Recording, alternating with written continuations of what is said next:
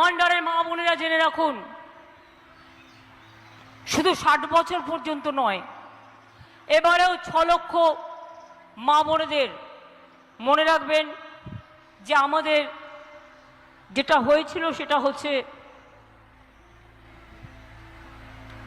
6 লক্ষ মা বোনেদের 60 বছর বয়স হয়ে গেছিল। 21 সালে যখন ইলেকশন হলো, আমরা কি বলেছিলাম? যদি জিতি 6 মাসের মধ্যে লক্ষ্মীর ভান্ডার করব। করেছি কি করিনি?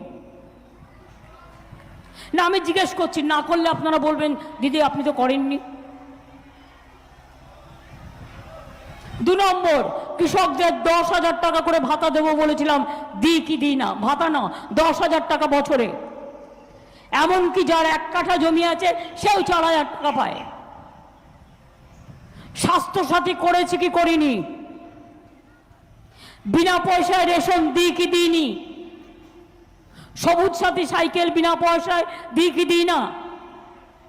স্মার্টফোন 12 ক্লাসে দিই কি দিই না? কন্যাশ্রী দিই কি দিই না? ঐক্যশ্রী দিই কি দিই না? স্কলারশিপ দিই কি দিই না? বিজেপির খেলা।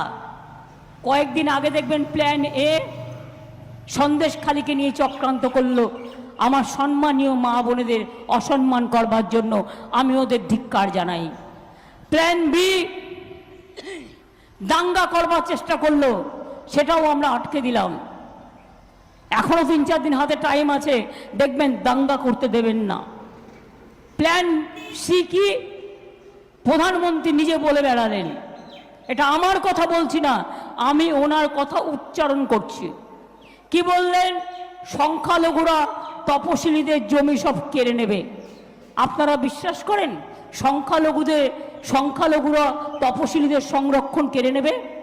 কি তপশিলী মা বোনেরা আপনারা বিশ্বাস করেন? আপনারা এ কথা বিশ্বাস করেন? তপশিলীরা এখানে কেউ নেই?